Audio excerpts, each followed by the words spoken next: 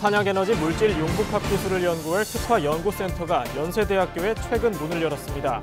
오는 2020년까지 100억 원 이상과 130여 명의 연구 인력이 투입될 예정입니다. 국회 국방위원회가 방위사업청에 대해 실시한 국정감사에서는 국산 무기 체계 등에 대한 점검이 이루어졌습니다. 방위사업청은 정밀 유도 무기의 신뢰도를 높이기 위해 초도 양산 전에 실사격을 하도록 제도를 정비하는 등 주요 업무에 대해 보고했습니다. 국내에서 제조된 무기 체계의 우수성을 알리기 위한 사진 전시회가 용산역에서 열렸습니다. 이번 전시회에서는 K9 자주포와 T-50 고등훈련기 등 국내에서 연구 개발돼 현재 군에서 사용 중인 무기 체계들이 주로 선보였습니다. 여러분 안녕하십니까? 방위사업청의 소식을 전하는 다파뉴스입니다. 탄약에너지 물질 융복합 기술을 연구할 특화연구센터가 연세대학교에 문을 열었습니다. 오는 2020년까지 100억 원 이상이 투자되고 130여 명의 연구 인력이 투입될 예정입니다. 보도에 전선영 기자입니다. 방위사업청이 최근 연세대학교에 문을 연 특화연구센터입니다. 이 센터에서는 미래 정밀 유도 무기 체계에 필요한 탄약 에너지 물질을 융복합 기술을 이용해 개발하는 연구를 하게 됩니다. 기술 개발을 통해 차세대 친환경 소재를 발굴하고 미래 유도 무기에서 소요될 원천 기술을 선행 개발하겠다는 계획입니다. 최고의 센터로 발전할 수 있도록 적극 협조해 주시기를 당부드립니다. 방위사업청도 본 특화연구센터가 국방 기초연구 분야의 중추기관으로 발전할 수 있도록 지원을 아끼지 않겠습니다. 이를 위해 오는 2020년까지 약 114억 원이 투입되고 130여 명의 연구 인력이 배치될 예정입니다. 우선 연세대학교를 중심으로 10개 대학과 1개 연구소가 참여하며 국내 5개 산업체와 4개 연구소, 이외의 외국 대학과 연구소 등도 컨소시엄 형태로 들어옵니다. 본격적인 연구는 에너지 물질 설계와 다기 등 에너지 구조체, 비군사와 에너지 변환 등 3개의 연구실에서 이뤄집니다. 국방 능력을 높이기 위하여 고에너지 물질을 개발 합성하도록 되어 있습니다.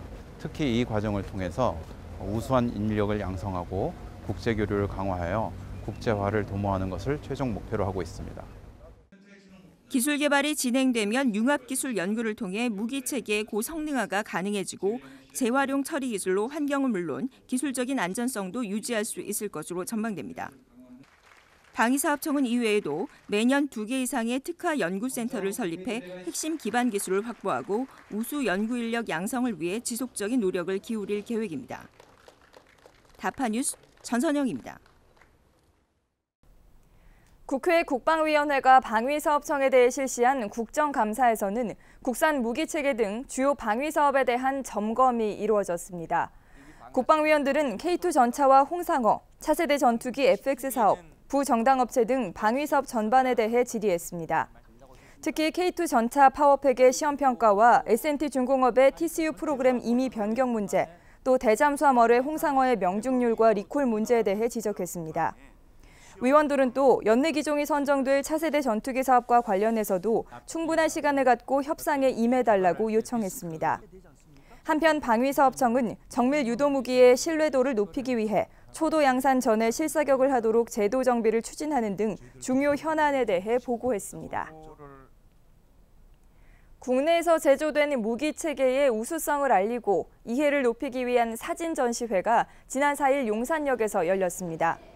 이번 전시회에서는 K9 자주포와 세종대왕함, T-50 고등훈련기 등 국내에서 연구개발돼 현재 군에서 사용 중인 무기 체계들이 주로 선보였습니다. 특히 무기 체계가 실제로 기동하고 있는 모습을 담은 사진들이 전시돼 생동감을 더해줬습니다. 방위사업청은 이와 함께 영국 국제 에어쇼에서 우수성을 입증받은 블랙 이글스와 주요 무기 체계를 엽서와 팝업북으로 제작해 시민들에게 무료로 배포했습니다.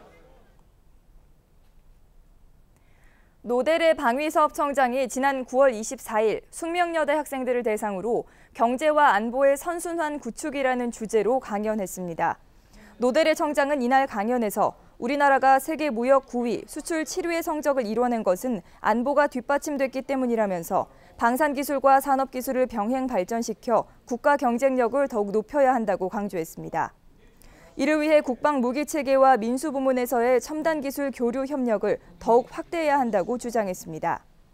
이날 강연회에 참석한 숙명여대 학생들은 세계적인 수준으로 성장한 우리나라 방위산업의 위상에 놀라움을 표시하면서 무기체계의 중요성에 대해서도 많은 관심을 나타냈습니다. 다음은 다파 단신입니다. 방위사업청이 우크라이나와의 방산 협력을 논의하기 위해 제3차 한 우크라이나 방산 군수 공동위원회에 참석했습니다. 이번 회의에서는 양국 간의 군사 기술과 수출 협력 방안 등이 토의됐으며 한국형 기동 헬기 수리온과 K-11 복합형 소총 등 국산 무기 체계가 소개됐습니다. 무기 체계의 소프트웨어 품질을 강화하기 위한 자리가 마련됐습니다. 방위사업청은 사업관리부서와 국방과학연구소, 방산업체 등이 참석한 가운데 발표회를 갖고 그동안의 연구 내용과 향후 발전 방향을 제시했습니다. 국방 전파자원 기술을 발전시키기 위한 세미나가 열렸습니다. 이날 세미나에서는 네트워크 중심전을 위한 주파수 소요가 급증하고 있는 상황에서 주파수 획득의 제한성을 극복할 수 있는 기술 정책 방향과 연구개발 발전 방안이 논의됐습니다. 국방기술품질원이 절충교역의 발전 방안을 모색하기 위한 포럼을 개최했습니다. 절충교역은 $10,000,000 이상의 고가 군수품을 획득할 경우 상대 국가의 관련 부품 구매나 기술 이전을 요구하는 거래 방식입니다.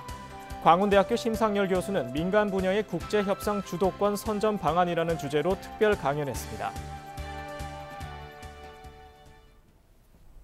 이상으로 다파 뉴스를 마칩니다. 시청해주신 여러분 고맙습니다.